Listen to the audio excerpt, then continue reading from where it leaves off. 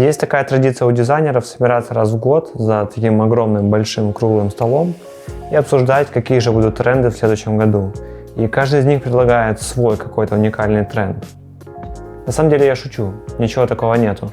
И тренды — это то, что формируется не за один вечер, не за один день, а то, что обычно перетекает из одного в другое. И часто тренды связаны как раз с технологическим прорывом, либо же с сменой настроения и определенными ощущениями, которые люди испытывают в данный период времени и жизни.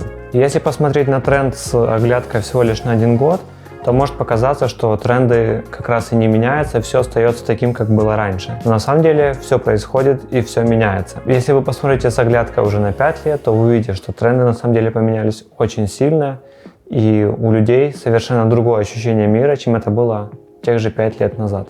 Тренды приходят, уходят, меняются. У меня так к вам вопрос. А что же вечно? Тренды — это не то, зачем вы должны бежать и стремиться. Это некое ощущение реальности, в которой вы находитесь сейчас, и в каком направлении движется дизайн и технологии. Итак, первый тренд, а это скорее даже не тренд, а технология, один из способов и сфер дизайна — это 3D. 3D — это как раз яркий показатель того, как развиваются технологии, и благодаря этому 3D становится все более доступным, и мы можем получать классный результат, классные рендеры с использованием современных технологий и современного железа. Это не просто работа в 3D-программе, а комбинация 3D-изображений между собой. Это работа с текстурами, с фактурами, с цветом, с формами, особенно с абстрактными. Это все определяет стремление людей к 3D-пространству. Ярким примером этого тренда могут служить иллюстрации, которые мы привыкли видеть в двухмерном виде, например, неких людей с диспропорциями, и теперь их создают уже в 3D. Иллюстрация постепенно переходит в мир 3D. Кроме того, огромный толчок в развитии 3D сыграли как раз новые технологии, как блокчейн. Появился NFT в этом году, в 2021 году. Был взрыв в NFT, в огромном количестве как раз 3D-артисты пошли в NFT, начали создавать свои проекты, которые стали мировыми. Здесь также стоит отметить заслугу Beeple, который работает в Cinema 4D. Очень круто популяризировал эту программу и 3D в целом, благодаря тому, что он начал продавать самые дорогие NFT на рынке, и он сейчас является одним из самых известных, самых узнаваемых художников именно в нише NFT. Помимо того, большой толчок в 3D-технологиях случился благодаря Фейсбуку, который переименовался в Мета. Все эти разговоры вокруг метавселенной, аватаров и всех этих делов дает нам понять, что как раз у людей есть интерес к созданию 3D-моделей. Многие знаменитости будут переходить и создавать свои аватары.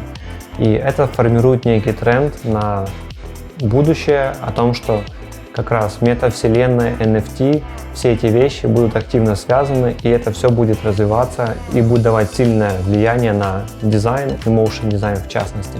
Тренд на AR тоже растет. Многие компании используют видео в стиле AR для того, чтобы объяснять, показывать всякие вещи. Это классно работает как иллюстрация к современному будущему, к которому мы все так стремимся, когда у нас есть графические интерфейсы в реальной среде. Это все однозначно тренд, который будет тоже развиваться благодаря как раз технологиям.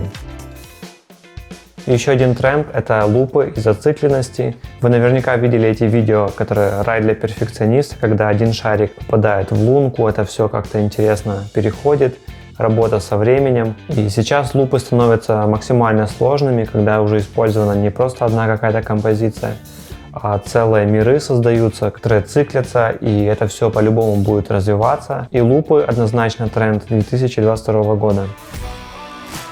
Классоморфизм и кристаллы. Конечно, огромный тренд задают компании, такие как Apple, Microsoft. Они сильно влияют на мир дизайна, они задают нам определенные тенденции. Что характерно для этого тренда? Это использование различных стекол. Они могут быть как матовые, так и прозрачные, когда все друг на друга наслаивается, но при этом создается у нас легкость. Кроме того, для этого тренда характерны яркие цвета, градиенты, когда все перетекает в другое. Все это формирует как раз тренд.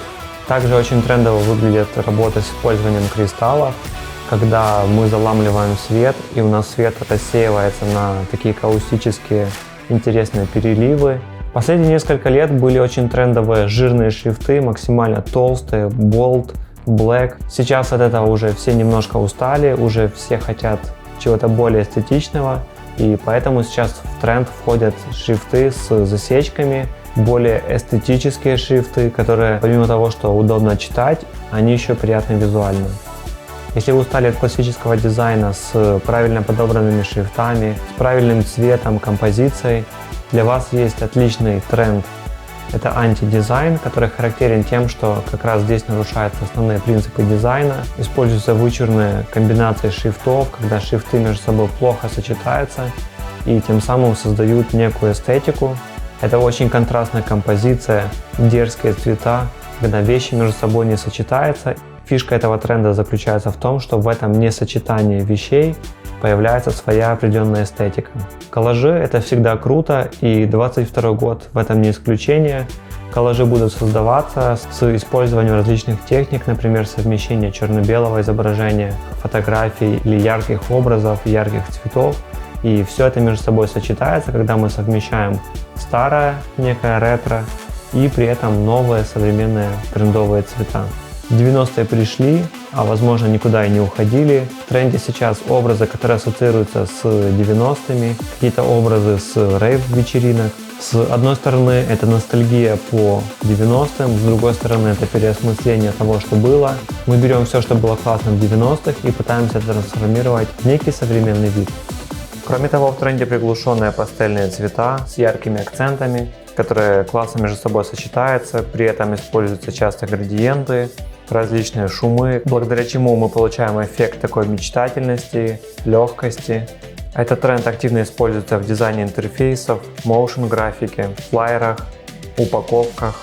Эти цвета можно сравнивать с реальными проявлениями в природе, которые как солнечные лучи акцентируют внимание на нужных деталях в композиции.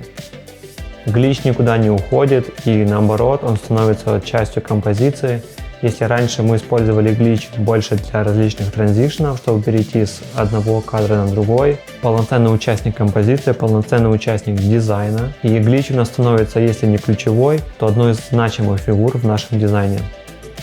В начале этого видео я говорил, что тренды — это временно. Так а что же вечно? Конечно же, искусство. Смотрите на тренды, но создавайте искусство. Спасибо за просмотр и увидимся в следующих видео. Пока!